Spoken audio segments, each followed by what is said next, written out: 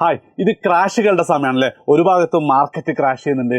അതിനേക്കാൾ ഉപരി +2 കുട്ടികളെ സംബന്ധിച്ചിടത്തോളം, അത് സയൻസ് ആയിക്കോട്ടെ, കൊമേഴ്സ് ആയിക്കോട്ടെ, ഹ്യൂമാനിറ്റീസ് ആയിക്കോട്ടെ, ക്രാഷ് കോഴ്സിന് ജോയിൻ ചെയ്യണോ വേണ്ടി എന്നുള്ള ഒരുപാട് ഡൗട്ടുകളുണ്ട് അല്ലേ. അപ്പം അതിലേക്ക് വെളിച്ചം വീശുന്ന രീതിയിലാണ് 3 ആൾക്കാരെയും ഉദ്ദേശിച്ചുകൊണ്ടാണ് ഈ ഒരു വീഡിയോ എന്ന് പറയുന്നത്. അതായത് നമ്മളെ സംബന്ധിച്ചിടത്തോളം 3 ക്രാഷ് കോഴ്സുകൾ നിങ്ങളുടെ മുന്നിലുണ്ടാവും. ഒന്നാമത്തത് കേരളത്തിലെ എഞ്ചിനീയറിംഗ് കോളേജുകളും അതേപോലെ തന്നെ ക്യുസാറ്റിൻ്റെ എക്സാമുകളിലേക്കൊക്കെ അഡ്മിഷൻ കിട്ടാൻ വേണ്ടിയിട്ടുള്ള കീം ക്രാഷ്. അതേപോലെ തന്നെ എന്താ പറയുക, സെൻട്രൽ യൂണിവേഴ്സിറ്റികളുടെ ആർട്സ് ആൻഡ് സയൻസ് കോഴ്സസിന് വേണ്ടിയിട്ടുള്ള CUET എക്സാമിന് വേണ്ടിയിട്ടുള്ള CUET ക്രാഷും, അതേപോലെ തന്നെ മെഡിക്കൽ ഡോക്ടർ MBBS ആയിക്കോട്ടെ, BDS ആയിക്കോട്ടെ, മറ്റേത് ഡോക്ടർ ആവണമെങ്കിലും എഴുതാനുള്ള നീറ്റ് പരീക്ഷയുടെ ക്രാഷ്. ഇത് 3 എണ്ണത്തിലും ജോയിൻ ചെയ്തിട്ട് വല്ല കാര്യമുണ്ടോ എന്നുള്ളതാണ് കൃത്യമായിട്ട് അനലൈസ് ചെയ്യുന്നത്. ഇവിടെ പ്രത്യേകം ഞാൻ പറയുന്നതിന് മുമ്പ് ഒരു കാര്യം എനിക്ക് പറയാനുള്ളത് വെച്ചാൽ, ജോയിൻ ചെയ്തിട്ട് കാര്യമുണ്ടോ എന്നല്ല ഞാൻ പറയാൻ പോകുന്നത്. ജോയിൻ ചെയ്തിട്ട് നിങ്ങൾ എവിടെ ജോയിൻ ചെയ്യുകയാണെങ്കിലും അവിടെ ജോയിൻ ചെയ്ത് അവർ പറയുന്നത് പോലെ പഠിച്ചാൽ കാര്യമുണ്ടോ എന്നുള്ളതാണ്. ഓക്കെ, അപ്പോൾ ആ ഒരു സെൻസിൽ തന്നെ നിങ്ങൾ എടുക്കട്ടാ. സാറ് പറഞ്ഞിട്ട് CUET ക്രാഷിന് ജോയിൻ ചെയ്തു, പക്ഷെ എനിക്ക് എവിടെ കിട്ടിയിട്ടില്ല, പഠിച്ചിട്ടുണ്ടാവില്ല. അപ്പോൾ ആ ഒരു പാർട്ട് എന്ത് ചെയ്യണം, നിങ്ങൾ നോക്കണം. യെസ്, അപ്പോൾ നമുക്ക് എന്ത് ചെയ്യാം, ഓരോന്നായിട്ട് അനലൈസ് ചെയ്യാം. പ്രത്യേകം ശ്രദ്ധിക്കുക. ഇപ്പം കൊമേഴ്സും ഹ്യൂമാനിറ്റീസുകാർ ഈ വീഡിയോ കാണുന്നുണ്ട്, കീമിൻ്റെയും നീറ്റിൻ്റെയും ഭാഗം നിങ്ങൾ എന്ത് ചെയ്യുക, നിങ്ങൾക്ക് സ്കിപ്പ് ചെയ്തിട്ട് CUET മാത്രം നോക്കാം. Okay, right. അപ്പം കീമിൻ്റെ കേസ് എടുക്കുകയാണെങ്കിൽ മക്കളെ, കേരളത്തിൽ അതായത് എഞ്ചിനീയറിംഗ് മേഖലയ്ക്ക് നിങ്ങൾക്കറിയാം അതൊരു പ്രൊഫഷണൽ കോഴ്സാണ് എന്ന് മാത്രമല്ല, എഞ്ചിനീയറിംഗ് പഠിച്ചു കഴിഞ്ഞാൽ നിങ്ങൾക്ക് പല സ്ഥലത്തും ജോലി സാധ്യത കമ്പാരിറ്റീവ്ലി കൂടുതലാണ് കേട്ടോ. അതായത് ഞങ്ങളിങ്ങനെ ഒത്തിരി സ്റ്റാർട്ടപ്പ് ഫൗണ്ടേഴ്സ് ആയിക്കോട്ടെ, ഓൺടർപ്രണേഴ്സ് ആയിക്കോട്ടെ, അവരോടൊക്കെ സംസാരിക്കുമ്പോൾ അവരെ പല ജോലികൾക്കും ഇപ്പോൾ സിവിൽ എഞ്ചിനീയർ പഠിച്ച ആൾക്കാർ എന്തുണ്ടാവും, വലിയ മാർക്കറ്റിംഗ് മാനേജ്മെൻറ്റ് ജോലി റോളിലൊക്കെ എടുക്കാറുണ്ട്. കാരണം എഞ്ചിനീയറിങ്ങിന് അങ്ങനെ ഒരു ഗുണം ഞങ്ങളെല്ലാവരും ഫീൽ ചെയ്യുന്ന സാധനമാണ്, ഭയങ്കര എംപ്ലോയബിൾ ആയിരിക്കും. അതുകൊണ്ട് തന്നെ ഒരു 22-ാം വയസ്സിൽ നല്ലൊരു ജോലി എന്ത് ചെയ്യാൻ പറ്റും, നിങ്ങൾക്ക് എഞ്ചിനീയർ ആയി കഴിഞ്ഞാൽ കിട്ടാനുള്ള സാധ്യത വളരെ കൂടുതലാണ്. അതിൽ തന്നെ കേരളത്തിലെ ഒരു ടോപ്പ് 6 എഞ്ചിനീയറിംഗ് കോളേജ് ഉണ്ട്. CET വരുന്നുണ്ട്, അതേപോലെ തന്നെ TKM വരുന്നുണ്ട്, തൃശ്ശൂർ ഗവൺമെന്റ് എഞ്ചിനീയറിംഗ് കോളേജ് വരുന്നുണ്ട്, പിന്നെ നമ്മളെ മോഡൽ എഞ്ചിനീയറിംഗ് കോളേജ് വരുന്നുണ്ട്. അങ്ങനത്തെ എഞ്ചിനീയറിംഗ് കോളേജിലൊക്കെ നിങ്ങൾ പഠിച്ചു കഴിഞ്ഞാൽ നിങ്ങൾക്ക് അത്യാവശ്യം നല്ല കമ്പനിയിൽ നിങ്ങൾക്ക് ക്യാമ്പസ് പ്ലേസ്മെന്റ് തന്നെ കിട്ടും. ഭയങ്കരമായിട്ട് കുഴപ്പമില്ലാതെ പഠിച്ചാൽ ക്യാമ്പസ് പ്ലേസ്മെന്റ് കിട്ടും. ആൻഡ് ഈ കമ്പനികളിലൊക്കെ നിങ്ങൾ നന്നായി വർക്ക് ചെയ്തിട്ട് അതിൻ്റെ കൂടെ ഒന്ന് സ്കില്ലപ്പ് ഒക്കെ ചെയ്ത് കഴിഞ്ഞാൽ എന്താ, അടുത്തൊരു ജോബ് ജമ്പ് എന്ന് പറഞ്ഞാൽ ചിലപ്പോൾ നിങ്ങൾക്ക് ആപ്പിളിലോ ഗൂഗിളിലോ ആമസോണിലൊക്കെ കയറാനുള്ള നല്ലൊരു ഓപ്ഷൻ. അതോടുകൂടി എന്താണ്, കരിയർ സെറ്റാണ്. അതായത് നിങ്ങൾ എന്താണ് മെല്ലെ എന്താണ് ഒരു NITയിലോ IITയിലോ പഠിച്ച ആൾക്ക് ഈക്വലൻ്റ് ആവാൻ പറ്റും. അതാണ് കീമിൻ്റെ കേസ്. അതായത് കീം നിങ്ങൾ ക്രാഷിന് ജോയിൻ ചെയ്താൽ ഈ 6 കോളേജിലേക്ക് അഡ്മിഷൻ കിട്ടുന്ന രീതിയിൽ തന്നെ നിങ്ങൾ നോക്കുക എന്നുള്ളതാണ്. അതത്ര ബുദ്ധിമുട്ടുള്ള കേസുമല്ല. അതായത് നിങ്ങളുടെ മിക്കവാറും ആൾക്കാരുടെ പരീക്ഷ എന്താണ്, മാർച്ച് 19 ഇംഗ്ലീഷ് എക്സാം കഴിയുന്ന ആൾക്കാരുണ്ട്. പിന്നെ എനിക്ക് തോന്നുന്നു 26 തോന്നുന്നു CS കഴിയുന്നത്. അപ്പോൾ ആ ഒരു സമയത്തിന് ശേഷം ഓൾമോസ്റ്റ് 1 മാസം നിങ്ങൾക്ക് സമയമുണ്ട്. ആൻഡ് കീമിൻ്റെ കേസിൽ വല്ലാത്ത ഡിഫിക്കൽട്ട് ക്വസ്റ്റ്യൻസ് ഒന്നും ഉണ്ടാവില്ല എന്ന് മാത്രമല്ല, അത് ഭയങ്കര ഒരു ഹൈ സ്കോറിങ് ഗെയിം ഒന്നുമല്ല. ഒരു 50-60% മുകളിലൊക്കെ ചോദ്യങ്ങൾ നിങ്ങൾക്ക് ചെയ്യാൻ പറ്റിയാൽ തന്നെ നല്ല റാങ്കിലേക്ക് നിങ്ങൾക്ക് എത്താൻ പറ്റുമെന്ന് മാത്രമല്ല, ടോപ്പ് റാങ്കേഴ്സ് മുഴുവൻ NITയിലോ IITയിലൊക്കെ ആയിട്ട് പോയിട്ടുണ്ടാവും. അപ്പോൾ എന്താ, ആദ്യത്തെ 2000 റാങ്കിൽ വളരെ കുറച്ച് കുട്ടികളെ കീം വഴി അഡ്മിഷൻ കിട്ടാറുള്ളൂ, ബാക്കിയെല്ലാവരും ഇങ്ങനെ പോകണം. അതുകൊണ്ട് തന്നെ നല്ല സാധ്യതയുള്ള കേസാണ്. അപ്പം ഒരു റിപ്പീറ്റും ചെയ്തൊരു റിസ്ക് ഒന്നും എടുക്കണ്ടല്ലോ. റിപ്പീറ്റ് ചെയ്യാനുള്ള അത്രയും ഫണ്ട് നമ്മുടെ കയ്യിലില്ല. അതേ സ്ഥാനത്ത് നല്ല ജോലി ആവശ്യമുണ്ട്, നല്ല കരിയർ ആവശ്യമുണ്ട് എന്നുള്ള ആൾക്കാരെ സംബന്ധിച്ചിടത്തോളം KEAM is A very good option. 1 മാസം തകർത്ത് പഠിച്ചാൽ നിങ്ങൾക്ക് എന്ത് ചെയ്യാൻ പറ്റും, അതിലേക്ക് എത്താൻ പറ്റുമെന്ന് മാത്രമല്ല, ഇപ്പോൾ +2വിൻ്റെ കൂടെ കഴിഞ്ഞ വർഷം +2വിൻ്റെ കൂടെ കേരളത്തിലെ പല എഞ്ചിനീയറിംഗ് കോളേജിലും കയറിയ കുട്ടികൾ ഒരു 50% ആൾക്കാർ എന്താണ്, എജ്യൂപോർട്ടിൻ്റെ കീം ക്രാഷുമായി കയറിയ ആൾക്കാരായിരിക്കും എനിക്ക് 100% ഉറപ്പാണ്. പലപ്പോഴും എന്ത് ചെയ്യാറുണ്ട്, ഞാൻ പല കോളേജിലൊക്കെ പോകുമ്പോൾ അവരെ കാണാം, സാറേ കീം സ്റ്റുഡൻ്റ് ആയിരുന്നു എന്നൊക്കെ പറയാറുണ്ട്. ആൻഡ് എജ്യൂപോർട്ടിൻ്റെ കേസിൽ നമ്മളുടെ ക്രാഷ് കോഴ്സ് ഞങ്ങൾ ഓൺലൈനായിട്ടും ഓഫ്ലൈനായിട്ടും എന്ത് ചെയ്യുന്നുണ്ട്. ആൻഡ് ഇപ്പോൾ എന്താണ്, നിങ്ങൾക്ക് എജ്യൂപോർട്ടിൻ്റെ ക്രാഷ് കോഴ്സ്, അത് കീം ആയിക്കോട്ടെ, CUET ആയിക്കോട്ടെ, നീറ്റ് ആയിക്കോട്ടെ, അതിലിപ്പോൾ നിങ്ങൾ ജോയിൻ ചെയ്യുകയാണെങ്കിൽ നമ്മുടെ ബൂസ്റ്റർ ബാച്ച്, നിങ്ങൾ ബോർഡ് എക്സാമിന് നല്ല മാർക്ക് സ്കോർ ചെയ്യാനുള്ളത് ഓട്ടോമാറ്റിക്കലി നിങ്ങൾക്ക് ഫ്രീ ആയി കിട്ടുന്നതാണ്. സോ ബാച്ചിനെ കുറിച്ച് കൂടുതൽ അറിയാൻ ഇപ്പം തന്നെ എന്ത് ചെയ്യാം, താഴെ കാണുന്ന ലിങ്കിൽ നിങ്ങൾ എന്ത് ചെയ്താൽ മതി, ക്ലിക്ക് ചെയ്താൽ മതി. അപ്പോൾ കീമിൻ്റെ കേസ് ഇതാണ്. ഇനി CUETയുടെ കേസ്, എടാ ഞാൻ ഏറ്റവും കൂടുതൽ റെക്കമെൻഡ് ചെയ്യുക കൊമേഴ്സുകാരോടും ഹ്യൂമാനിറ്റീസുകാരോടും സയൻസുകാരോടും കൂടിയാണ് ഞാൻ പറയുന്നത്, നിങ്ങൾ എന്ത് വന്നാലും CUET ക്രാഷ്, ഈ കീം എഴുതുന്നില്ല നീറ്റ് എഴുതുന്നില്ല എന്ന് നിർബന്ധമായിട്ട് CUET എഴുതണം. എടാ ഇതിൻ്റെ കാര്യം എന്താ വെച്ചാൽ, കീം കുറേ ആൾക്കാർ പോകും, നീറ്റ് കുറച്ച് ആൾക്കാർ പോകും. അതൊക്കെ കഴിഞ്ഞാലും നിങ്ങളുടെ ഭൂരിപക്ഷ ആൾക്കാരും എന്താണ്, നാട്ടിലൊരു ആർട്സ് ആൻഡ് സയൻസ് കോളേജിലാണ് പഠിക്കാൻ പോകുന്നത്. ഒന്ന് നിങ്ങൾ വീടിൻ്റെ അടുത്തുള്ള തൊട്ടടുത്ത് പോയി വരാവുന്ന ബൈക്കിൽ പോയി വരാവുന്നത് ബസ് കയറി പോരാവുന്നുണ്ടാവും. അല്ലെങ്കിൽ എന്താണ് നാട്ടിൽ നിന്നൊരു 60-70 കിലോമീറ്റർ അപ്പുറം അല്ലെങ്കിൽ അടുത്ത ജില്ലയിലുള്ള നമ്മളെ ഫറൂഖ് കോളേജോ അല്ലെങ്കിൽ ദേവഗിരി കോളേജോ അല്ലെങ്കിൽ മഹാരാജാസ് കോളേജോ അല്ലെങ്കിൽ സെൻറ്റ് ട്രീസാസ് ഒക്കെ പോലത്തെ കോളേജുകൾ എന്ത് ചെയ്യും നിങ്ങൾ പഠിക്കും, അവിടെ താമസിച്ച് ഹോസ്റ്റലിൽ താമസിച്ച് പഠിക്കും.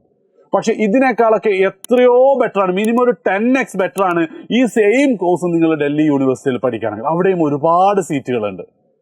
ഞാൻ ഡൽഹി യൂണിവേഴ്സിറ്റിയിൽ പഠിച്ച ഒരുപാട് കുട്ടികളായിട്ട് ഞാൻ സംസാരിച്ചത്, നേരിട്ട് പോയിട്ട് അവരെ കണ്ട് മീറ്റ് ചെയ്തിട്ടുണ്ട്, അവരെ അനുഭവം എന്ത് ചെയ്തിട്ടുണ്ട്, അവരോട് ചോദിച്ചിട്ടുണ്ട്. ആ വീഡിയോസൊക്കെ ഇനി വരാനിരിക്കുന്നുണ്ട്. പക്ഷെ മനസ്സിലാകുന്ന വേറൊരു ലോകമാണെന്നാണ്. ആൻഡ് ആ ഒരു എക്സ്പോഷർ നിങ്ങളെ കൊണ്ടെത്തിക്കാൻ പോകുന്നത് വേറെ വഴിയിലേക്ക്. അതായത് കുറേ കുട്ടികളുണ്ടാവും, സാർ എനിക്ക് അതിന് മാത്രമുള്ള പഠിക്കാനുള്ള കഴിവൊന്നുമില്ല, അവിടെയൊക്കെ എത്തിയാൽ കുടുങ്ങിപ്പോകുന്നൊക്കെ, എനിക്ക് വീട്ടിൽ നിന്ന് അടുത്തുള്ള ഞങ്ങളെല്ലാവരും കൂടിയുള്ള അതൊന്നും ഇല്ലടാ. അതായത് ഓരോ സാഹചര്യങ്ങളാണ് നിങ്ങൾ എന്ത് ചെയ്യാൻ പോകുന്നത്, ഇമ്പ്രൂവ് ചെയ്യാൻ പോകുന്നത്. അവിടെയൊക്കെ എത്തിക്കാൻ ഞങ്ങൾ രക്ഷപ്പെടും. അടിപൊളി ആളായിട്ട് അടിപൊളി പ്രൊഫഷണൽസ് ആയിട്ട് എന്ത് ചെയ്യും നിങ്ങൾ പുറത്തിറങ്ങുന്നതാണ്. ഡൽഹി യൂണിവേഴ്സിറ്റി അവിടെ നിന്ന് എന്താണ് പിന്നെ ഓക്സ്ഫോർഡിലോ കാംബ്രിഡ്ജിലോ ഒക്കെ പഠിച്ച ഒരുപാട് ആൾക്കാർ എനിക്കറിയാം. അപ്പം അതിലേക്കുള്ള തുടക്കമാണ് CUT ക്രാഷ് എന്ന് പറയുന്നത്. CUTയുടെ ഡേറ്റ് കൃത്യമായി വന്നിട്ടില്ല എന്നാണ് എൻ്റെ ഓർമ്മ. ഏപ്രിൽ അവസാനമോ മെയ് ഫസ്റ്റ് വീക്കാണ് ഉണ്ടാവുക. ഏറ്റവും വലിയ ഗുണം എന്ന് വെച്ചാൽ നിങ്ങൾ +2 പഠിച്ച ടോപ്പിക്ക് മാത്രമേ എന്തുള്ളൂ CUT എക്സാമിന് വരുന്നുള്ളൂ. ആ ടോപ്പിക്കിൽ തന്നെ നിങ്ങൾക്ക് ഇഷ്ടമുള്ള സബ്ജക്റ്റുകൾ മാത്രം പഠിച്ചാൽ മതി. ഇപ്പോൾ കീം ആയിക്കോട്ടെ, നീറ്റ് ആയിക്കോട്ടെ, ഫിസിക്സും കെമിസ്ട്രിയും മാത്സ് അല്ലെങ്കിൽ ബയോളജി നിർബന്ധമായി നിങ്ങൾ പഠിക്കണം.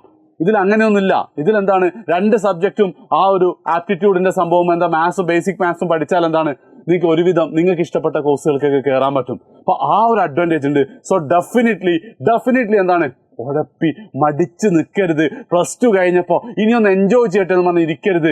റിഗ്രറ്റ് അടിക്കും മക്കളെ. നിങ്ങൾ 2-3 വർഷം കഴിയുമ്പോൾ വല്ല ഡൽഹി യൂണിവേഴ്സിറ്റിയിലോ പോണ്ടിച്ചേരി യൂണിവേഴ്സിറ്റിയിലോ JNUയിലോ പഠിച്ചാൽ മതിയെന്ന് ആലോചിക്കുമ്പോൾ നഷ്ടബോധം തോന്നരുത്.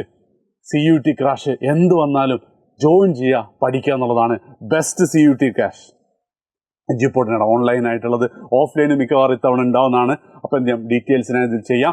ആൻഡ് നിങ്ങളെ സംബന്ധിച്ചിടത്തോളം ക്രാഷിന് നിങ്ങൾ ജോയിൻ ചെയ്യുകയാണെങ്കിൽ ബൂസ്റ്റർ ബാച്ച് +2 ഫുൾ മാർക്ക് വാങ്ങാനുള്ള സാധനം നിങ്ങൾക്ക് റെഡി ആയിരിക്കും. ആൻഡ് ലാസ്റ്റ് നീറ്റിൻ്റെ കേസിലാണ് ഒരുപാട് കോൺട്രവേഴ്സി. കാരണം എന്താ വെച്ചാൽ നീറ്റ് ക്രാഷിനെ കുറിച്ച് പറയുമ്പോൾ ഇതുവരെ നിങ്ങൾ കാര്യമായിട്ടൊന്നും നീറ്റിന് പഠിച്ചിട്ടില്ല. ഞാൻ കീമിൻ്റെ പറയും, നിങ്ങൾ കാര്യമായിട്ട് ഒന്നും പഠിച്ചില്ല, നിങ്ങൾക്ക് ഒരു ഗവൺമെൻറ് എഞ്ചിനീയറിംഗ് കോളേജ് ഞങ്ങളെ കീം ക്രാഷ് ജോയിൻ ചെയ്ത് നിങ്ങൾ പഠിച്ചാൽ കിട്ടും. നീറ്റിൻ്റെ കേസിൽ ഞാൻ അങ്ങനെ പറയൂല കേട്ടോ. കാരണം എന്താ വെച്ചാൽ ഒരു ഹൈ സ്കോറിംഗ് ഗെയിമാണ്. നല്ല മാർക്ക് ഇത്തവണ 700+ ഒന്നും ഒത്തിരി ഉണ്ടല്ലോ, കാരണം കുറച്ച് ചേഞ്ചസ് ഒക്കെ വന്നുകൊണ്ട്. പക്ഷെ എന്നാലും എന്താണ് നിങ്ങൾ ഓൾമോസ്റ്റ് മുഴുവൻ ചാപ്റ്ററും 100% നിങ്ങൾ പഠിച്ചിരിക്കണം. അത് ഈ ഒരു മാസത്തിനുള്ളിൽ നിങ്ങൾക്ക് നടക്കാൻ പോകുന്നില്ല അല്ലേ? അതേ സ്ഥാനത്ത് നിങ്ങൾ ഒരു 60%, 70% പഠിച്ച് തീർന്ന കുട്ടികളാണെങ്കിൽ ഉറപ്പായിട്ടും ഈ ഒരു മാസം നിങ്ങൾ പഠിക്കുമ്പോൾ നിങ്ങളുടെ +1ന്റെ കേസിലൊക്കെ നല്ല രീതിയിൽ റിവിഷൻ ഉണ്ടാവും. പഠിക്കാത്ത ടോപ്പിക് ഒന്ന് സീരിയസ് ആക്കി നോക്കിയാൽ ചിലപ്പോൾ നിങ്ങൾക്ക് അങ്ങ് ചാടിക്കടക്കാൻ പറ്റും. ചാടിക്കടന്ന ആൾക്കാരുണ്ട്. ഓക്കെ, അപ്പം അങ്ങനെയുള്ള ആൾക്കാർക്കാണ് ഈ നീറ്റ് ക്രാഷിന് ജോയിൻ ചെയ്താൽ അഡ്മിഷൻ കിട്ടുള്ളൂ എന്ന് എനിക്ക് പറയാൻ പറ്റുള്ളൂ.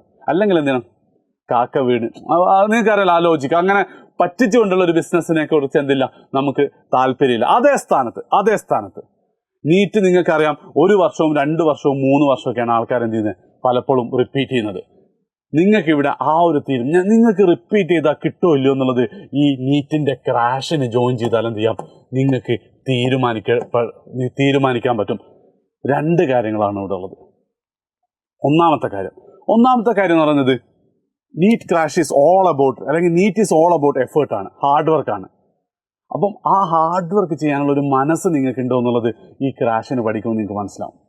ടെൻഷൻ ഉണ്ടോ, മനസ്സിലാത്ത പോർഷനാണ് ഇരുന്ന് മനസ്സിലാക്കാൻ പറ്റുമോ എന്നുള്ളത്. നിങ്ങൾ മാർക്കൊന്നുമില്ല കേട്ടോ, നമ്മളെ ചൈതൻ 212 220 മാർക്ക് അവന് ക്രാഷ് കഴിഞ്ഞിട്ടുള്ള അറ്റംപ്റ്റിൽ ഉണ്ടായിരുന്നുള്ളൂ. പക്ഷേ അവൻ ഈ ബോധ്യം ഒന്നും കൂടെ പഠിച്ചാൽ കിട്ടും. ആ ബോധ്യം, ആ സാധനം നിങ്ങൾക്ക് ക്ലിക്ക് ചെയ്യാൻ പറ്റിക്കഴിഞ്ഞാൽ ദാറ്റ് ഇസ് റിയലി ഗുഡ്.